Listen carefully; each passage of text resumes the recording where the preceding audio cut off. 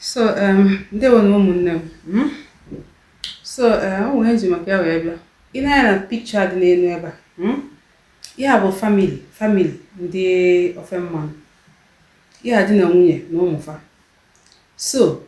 Di ya nwụnarịrị ya, the man nwụrụ anwụ. The man nwere ego, ghọtago. Ndị family the man, ọkwa ndị ofe mmanụ na ofe mmanụ, ghọtago. Ndị family the man wee bịa be the man.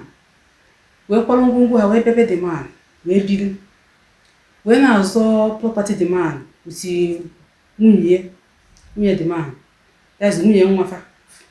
Ha na-azọ everything, na-achụ nwunye nwafa uti ụmụ ya ka ha chụpụfa. The nwunye nwafa wee bebe na-akpọ for help, na complain, ghọtago. Ife nchekwa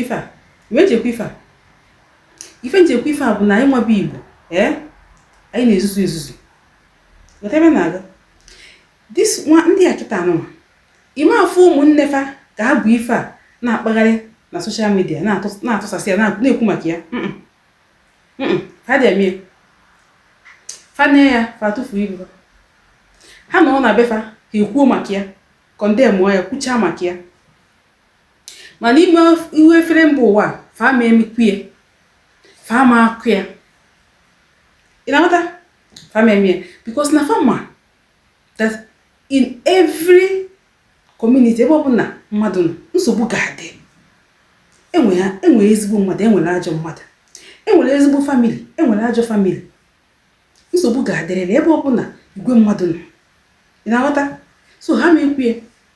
Mana ndị Igbo anyị ga-ebuli ya pụta n'ama, onye fi obulie onye afọ a na-akọ maka ya, na-akpọ ndị Igbo na Igbo men na afọ ajọkọ unu, na Igbo family na afọ ajọkọ unu, na ife unu na-eme nwaanyị na nke nwa unu azọ property afọ ajọkọ unu. Ọ na-ekwuye okwu ya kwusie echi ndị ilo gị enu bụkwa na the same thing na-emebe gị na-emebefa, even nke na-emebefa ka nke na-emebe gị.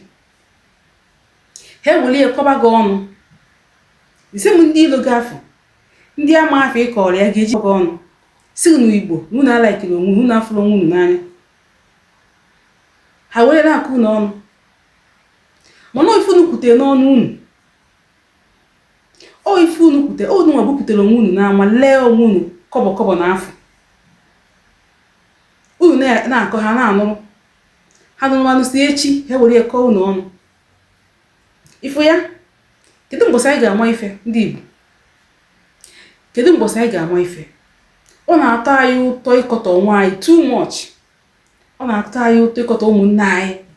Anyị na-akọfa generalize ya na Igbo men hafa achọkafa, Igbo women nke nwa emekafa. Ị ga-akọ iche ịkọ maka nwanne gị, but not in the public of igwe mmadụ. Ọ bụrụ na ihu efere mba ụwa ị na-akọndemụ tribe gị, ọzọsị akọ tribe unu jọkarịsị ebe niile. Meanwhile, other tribe ezubo onwefa. Ọkwa ndị sef unu ka mma ezubo onwefa. Si Igbo bụ ndị na-enyere onwefa aka. Onwere onye dị other tribe na-eme. Onwere onye tribe na-emere onwefa aka, sọsọ ndị Igbo. Mana ime anụ ka fa kwuru ya. Mana ọkwa sọ ndị Igbo ole ga-apụtakwa na-akọ onwefa na fa na-enyere onwefa aka. Isi m ndị Igbo. Isi m onye ndị Igbo ya kpọrọ nwanne or cousin ya gbadaa na Alaba market. Ọkwa ebe ahụ, ọ safụcha ya. O setara ya obido shop nke ya. Isi m onye Igbo ka ụmụnne ya ebe na shop ya na-agba ọsọ ya na-agbata ego, ọ hapụfa. Isi m ndị Igbo ya pụta mee business ya kpọrọ ụmụnne, kpọrọ ndị cousin ya gbago set ya up. O nwere ebe tribe ọzọ na-eme. Ndị ofe mara ada eme. Ọ dụrụ na dia this thing ha dị eme. That's why pụta ndị bịa ndị agbụrụ ha na-enugharịsị kọsị ha nwere enyemaka. Ihe na-eme onye kete olie, onye zụta onwe ya ọzọ. Nobody cares for you. No one na-enyere gị aka die. Ọnọkwa ndị Igbo onu ga-apụta na-akọ nwefa. Miwe ndị ofe mmanụ ọnụpụta ha na-envy gị ndị Igbo na Igbo na-enyere onwefa aka. Ndị Igbo apụtakwazi agwafa na fada enyere onwefa aka. Ha atụgharịzie wezi akọba unu ọnụ. Marụ na ife ọ bụrụ sọsọ anyị nwere social media, ọ bụrụ sọsọ anyị nwere smartphone, ọ bụrụ sọsọ ịbịa ịkọta ụmụnne gị n'ihu akwụkwọ mgbe onye content ị ga-eme. Ife ị ga-eme ka nkụ ife ị ga-eme ka nkụ unu etelezi n'onwe unu na soshal midia. O ya gazie ka ọ dị.